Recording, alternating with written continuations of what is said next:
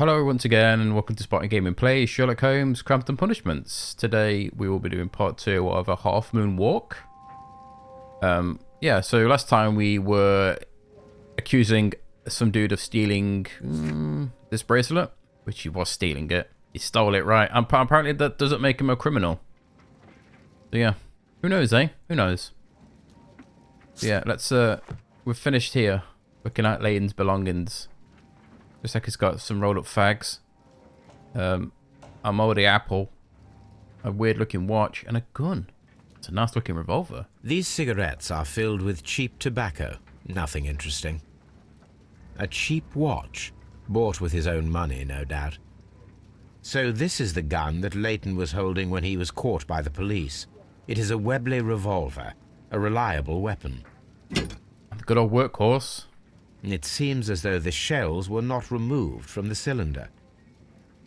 I always have trouble opening this bloody cylinder up. There it is. I wouldn't say the barrel catches at the top. Aren't they like normally like here somewhere or down here where the... I've never used a gun, so I wouldn't know. It feels very awkward that the catch for the barrel is near the trigger. Like what if you accidentally load the trigger and then the catch opens up? That'd be fucking hilarious. 2 out of the 6 shells have been fired. There were 2 shots. But no, there was 2 shots.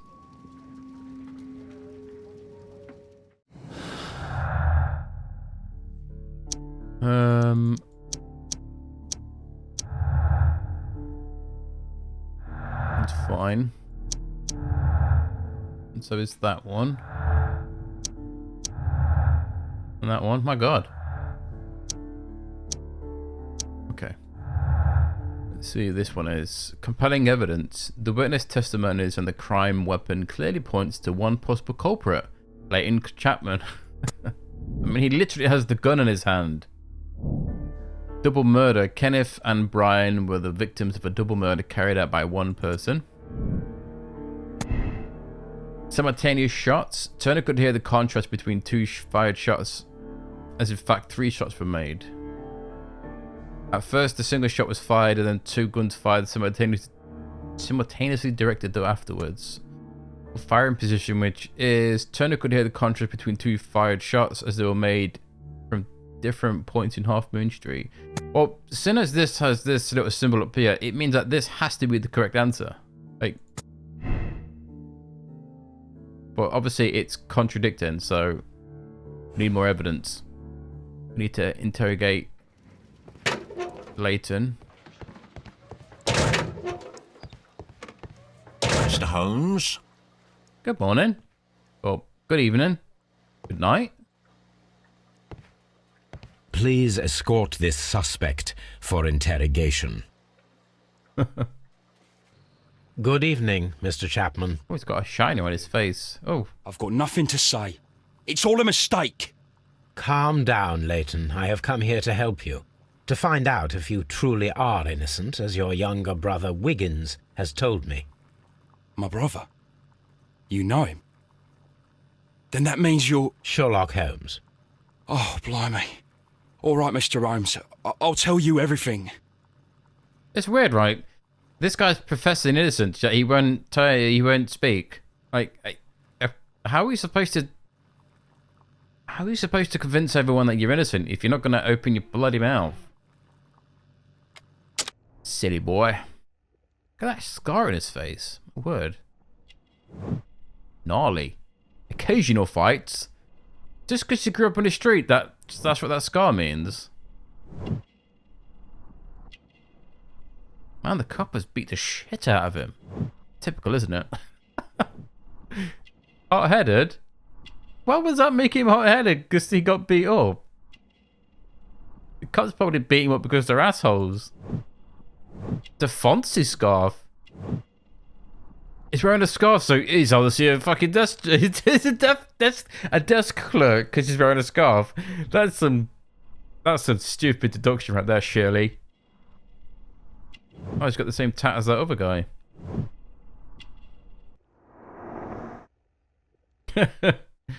He's obviously a desk clerk because he's wearing a scarf. What nonsense is that? Maybe it's cold. Good. Tell me your account of what happened. I left my work and I hurried up to see the fireworks in Whitechapel. I was late, so I decided to cut through Half Moon Street. I saw the first fireworks light up in the sky. I bumped into a constable on a corner before entering Half Moon. Then suddenly, what with all the firework flare, I saw two men. They were both lying flat in the middle of the street. I stopped where I was. I thought about turning back to the police, but as I was thinking of that, I saw a third person. He was leaning over the body that was furthest from me.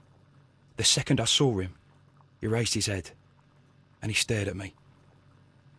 In a flash, I saw his gun, but he made a dash for it instead and he escaped through Whitechapel Street. So you might still have had time to return to the constable. I panicked. I didn't know what to do.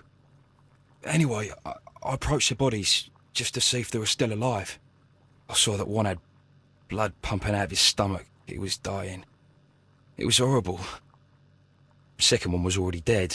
He had a hole in his head. He was holding a gun in his hand, though. I took it, and then I followed the third man.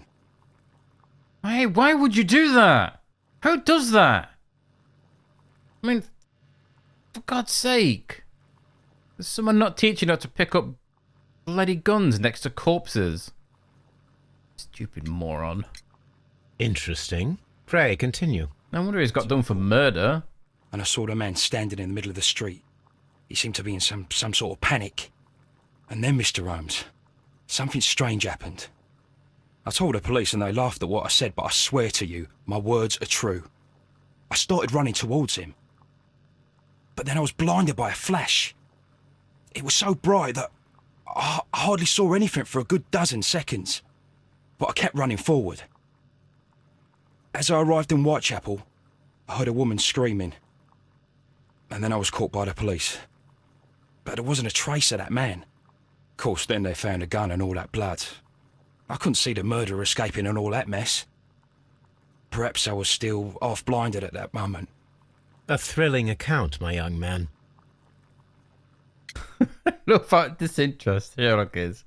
He's like, fascinating. Yes, get on with it, please. I've got better things to do. Leighton, are you able to describe the person whom you saw standing in Half Moon Street? Well, I wasn't able to see his face at all. It was too dark, and he was too far away. I could see his silhouette. And what about that? Nothing so special. He was wearing a jacket. He was quite average in size and his weight. I see. Was there anything else that struck you at the time? No. But perhaps it's strange, but I can't remember the sound of his footsteps as he was running away. Perhaps it was because of the fireworks or the surprise of me seeing him. So he was a ghost?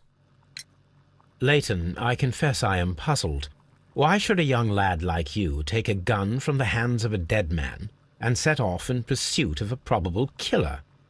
I know. I keep wondering that, but at the time it was like a reflex. A criminal ought to be arrested, and he was armed. You were willing to risk your life. That was a little foolish, unless you wanted revenge. No, Mr. Holmes. I was just being brave and stupid. I'm guessing Westgate prisoners? Yeah. I'm sure that you were, but I believe that you may have recognized one of the victims, Brian Vercotti. You knew that gentleman well, did you not? However could you know that? You have a typical tattoo of the Westgate Brotherhood upon your hand. I observed exactly the same mark upon Mr. Vercotti. You came to know him from your sharing a past prison sentence. Am I correct, Mr. Chapman? Oh, God. You're right, Mr. Holmes. Would you tell me a little about Brian Vercotti? We were convicted for a robbery. Once in prison, both of us joined one of these fraternities. During that year, we tried to help each other out, you know? You were quite young then, I believe. Yes, Mr. Holmes, we were. We'd only stolen a pound of meat. After we were released and when I saw what my little brother had become, I decided to work towards living an honest life. And 𝘨𝘨𝘮𝘮? He had a hard time. His sister had died in a Whitechapel dispensary while he was in prison. Oh, no. He had no family anymore. Our paths split. He fell back into crime. So you lost him?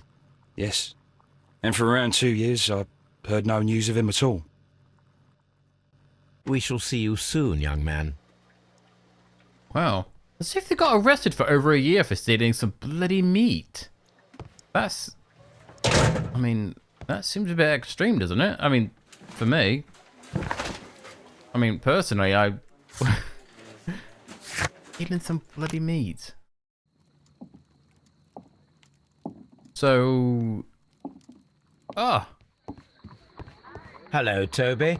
All you need now is a shawl and a mop cap, and you could be Mrs. Hudson's younger sister.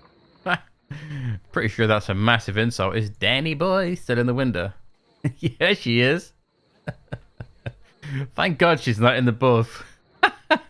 What if that's what Watson's waiting for? He's definitely waiting. Not gonna flash you, Watty. Not that lucky, mate. So, what was we doing? Was looking at this. Search the archives.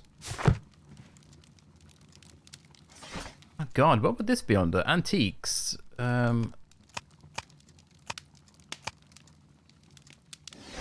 in there. It's not in the newspaper.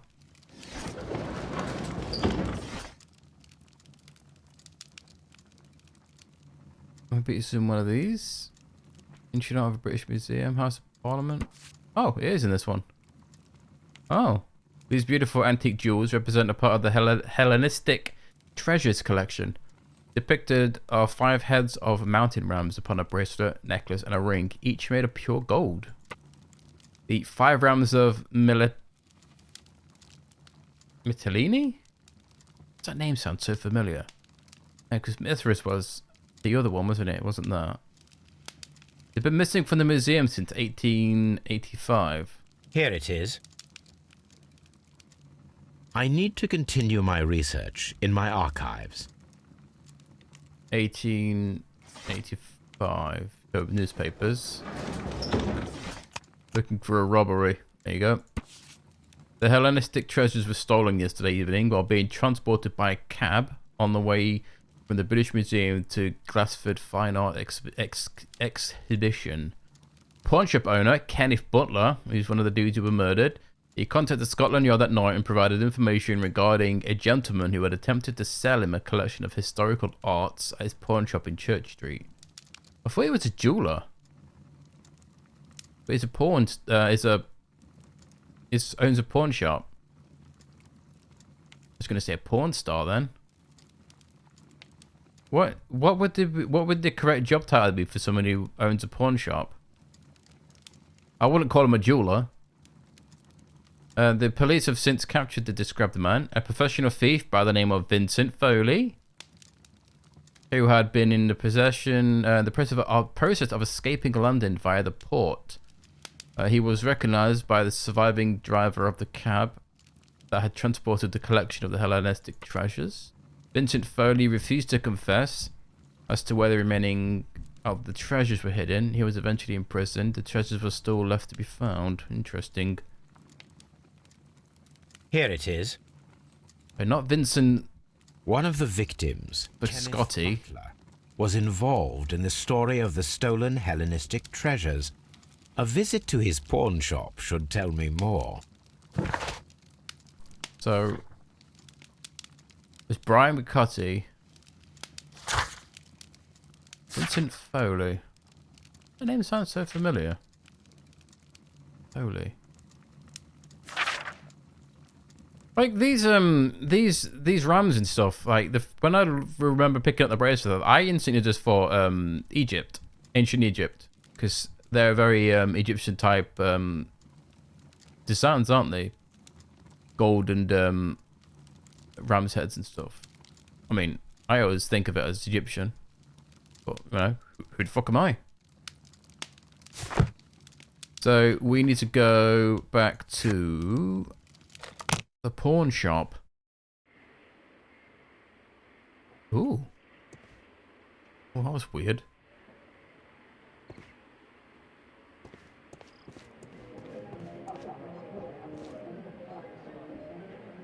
Good chat. You lost something. Thought I heard a bar.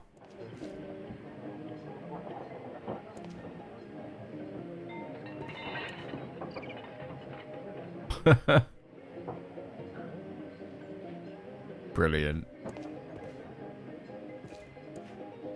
I thought that was the same guy from the first mission. The one who, the sailor.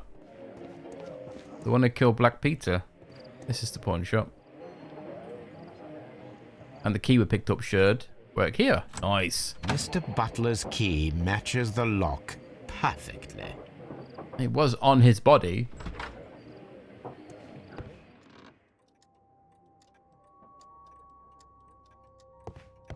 Well, there's a light, but it's like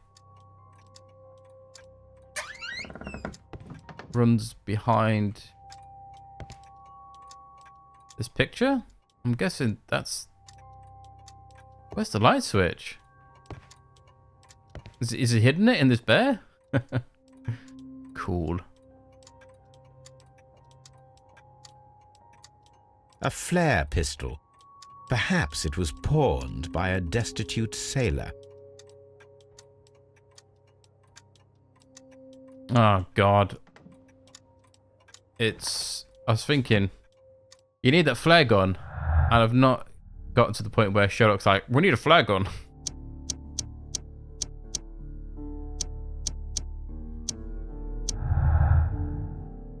Let's do that.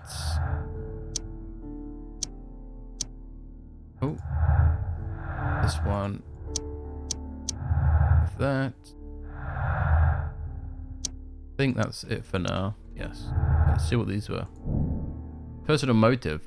The violent crime committed in Hoffman Street by Leighton Chapman could have been a personal motive. Okay. The imaginary man. The person whom Leighton Chapman describes in his statements is the figment of his own imagination, created by a created to vindicate himself. Wow.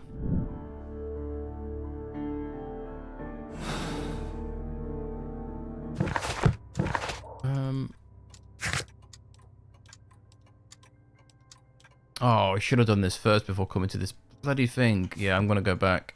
You need to... you need the flare gun.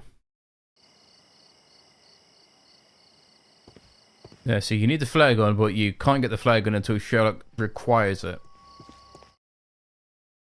One of the many annoying things about this game. You can't just pick up items. What's up with you, lad?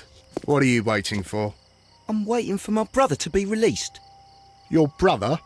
The one that you caught, beat up and imprisoned. Ah, the murderer. He ain't killed no one, copper. Watch your mouth, lad, else you'll be joining that worthless brother of yours. Wow. It's only a child, you little stupid mustache twiddling asshole. Is this why you don't have kids? Just an abused, you probably... Oh. Wait a minute. This one. I know for a fact it's over here. I am unable to see any higher. I need to find something to lift my lamp. Now I can use this pole. Stick my lamp on it. This should be useful. Nice.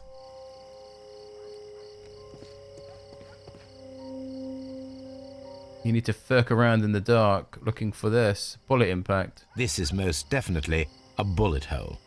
The brick cracks are fresh. Brick cracks. Watson, there was a third shot fired in this street. Well, we know that one gun fired twice, so I'm guessing it fired once, which is up there, and then fired again and hit him. That means that we're missing a gun.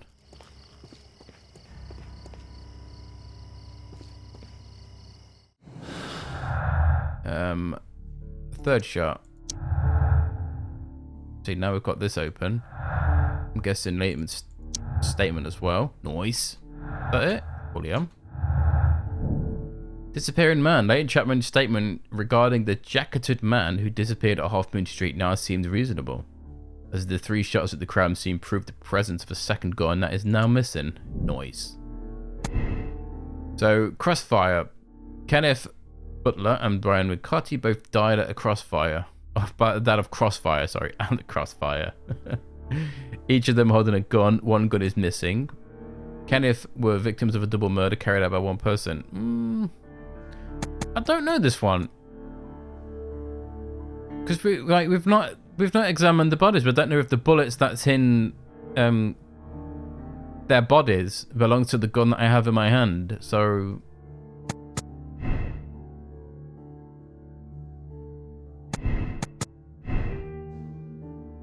we'll stick with double murder for a second because I'm not entirely sure.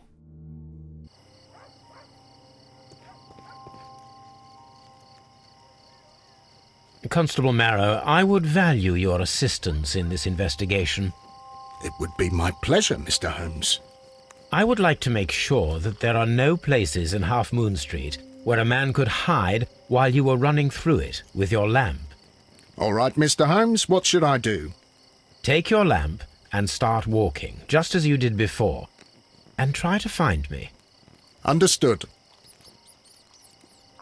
This is very reminiscent of when you were looking for Watson. Oh, no, you was Watson looking for Holmes, wasn't you? In the dark, when you was in Jack the Ripper.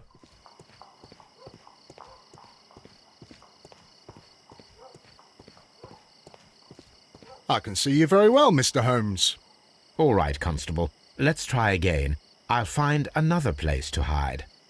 Yeah, this is very Jack the Ripper. Gonna be next to me, isn't he?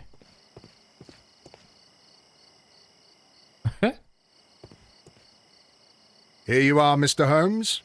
All right, Constable. Let's try again.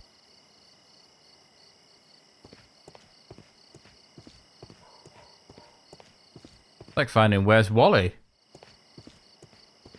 Or where's Waldo for you Americans out there? Because for some reason the name Wally isn't a thing. Why would you change Wally's name to Waldo? That. There he is. Mr. Holmes, it wasn't difficult to find you at all.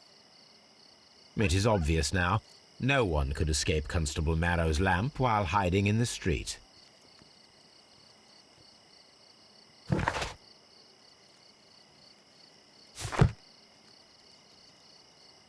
So now we should be like, we need to find a flare gun. Yeah, up the walls. If we can assume that there was 1 more person in Half Moon Street at the time of the crime, then there was no way forward or back for his escape, only up. Let us reenact the action, recreate the fireworks described by Leighton and attempt to climb the wall. Interesting. So now we can go to the pawn shop. Right, so I should have gone that before I came here. It would have saved us a bit of backtracking. But I'm stupid and I forgot. This is exactly what we need in order to imitate the flash of the fireworks. And we also need these stuff down here, which is climbing gear. These tools are exactly what I need to climb the wall. Oh, just remember there's a stupid mini game climbing that bloody wall. Oh, God, I forgot. What did I remember now? Ah, that's shit on my biscuits. It looks as though Mr. Butler kept a careful record of his operations. You're not going to read it? There might be something good in there. Oh, there's that necklace that was that had been stolen. The ram's heads. This necklace belongs to the 5 Rams of Mittelin collection. Mittelin? Interesting. That means that Kenneth Butler owned a part of this collection all this time, 10 years after the theft. Oh, it's pronounced Mittelin. Did I call it Mittelini? Wonder why I called it that. I swear that name sounds familiar. I've used that name somewhere recently and I can't remember where. It'll come to me. I'll wake up screaming in about when I'm in bed like I normally do, going, I remember. Back to sleep. Anyway, hello, Kenneth. I remember you once told me about 3 pieces of golden jewelry with a ram's head from ancient Greece. You still got them, right? Well, good news for you. I found a man loaded with money who's crazy about these jewels. He's ready to fork out a small fortune. I can arrange a meeting with this money bags for you, but I want you to cut me in on the deal. I'll be waiting for you at the crossroad of Great Alley and the Half Moon Street on the Sunday evening before the fireworks. Oh, so Brian sent a letter to Kenneth. Why did he write Hulo? Weird. If somebody wrote me a letter like that, I'd punch him in the face. Use proper English.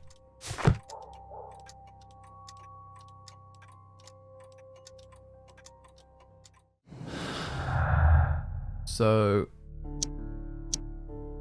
Butler's jewels, 2 victims. Oh, this one's changed now. The search for the missing Hellenistic treasure could be motive for the crime that was committed in Half Moon Street. Mr. Turner picked up the bracelet directly after the murder, but the ring is still missing. We've already done the personal motive. The violent crime committed could have been a personal. It's definitely a burglary. We know that Leighton didn't do it. It's obvious Leighton didn't kill him. Now we're just trying to figure out how to make it so that he doesn't get done for murder. So, back to Half Moon Street.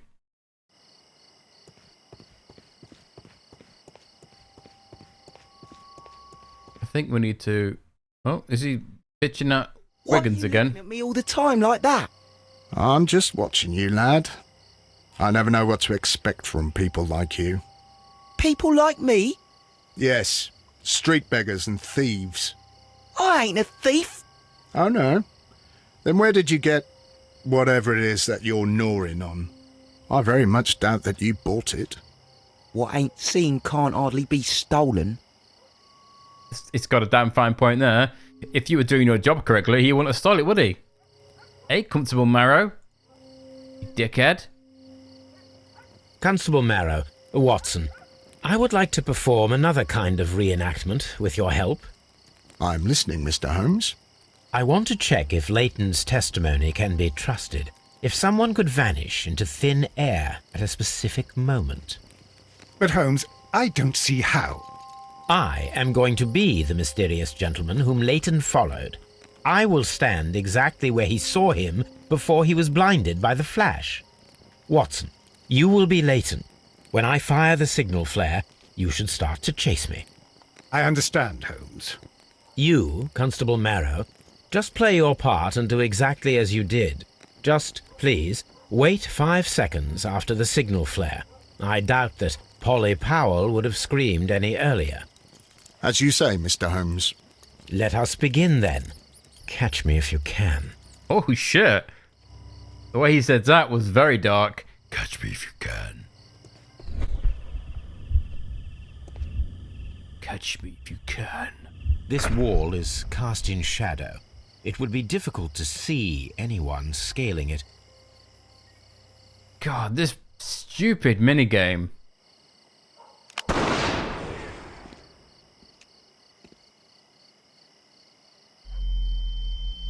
My eyes! Oh, that is awful.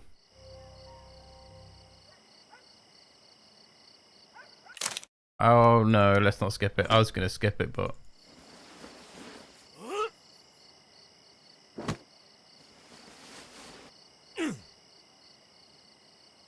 I can barely see anything. I think if I just keep tapping...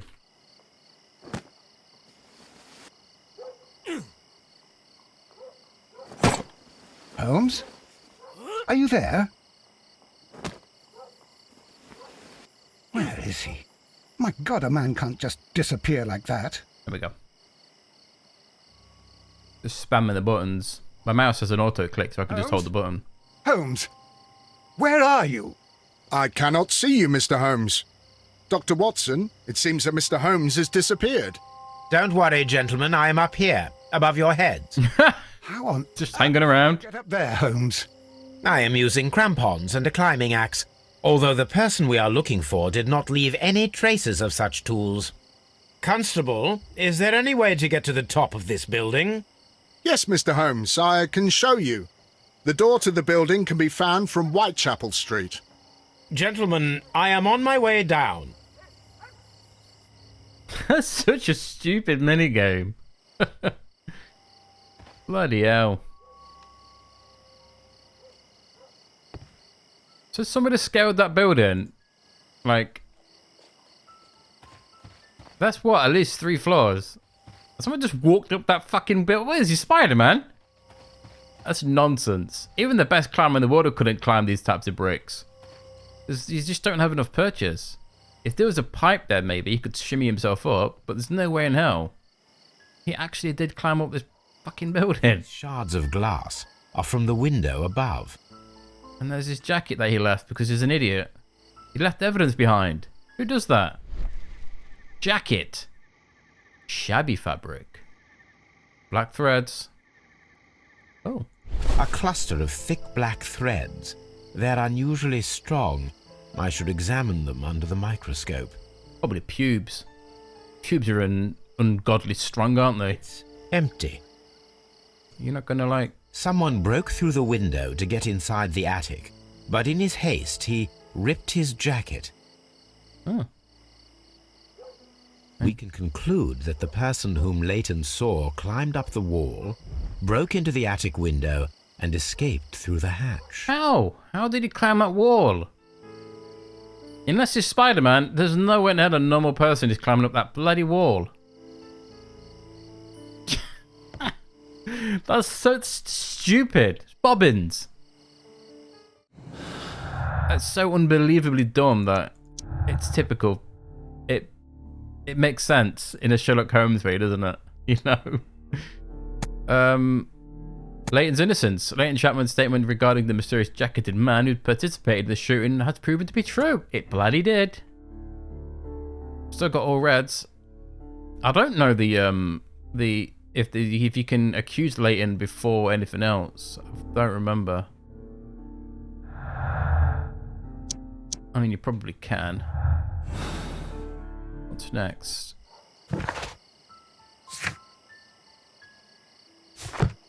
Oh, it's back to Baker Street.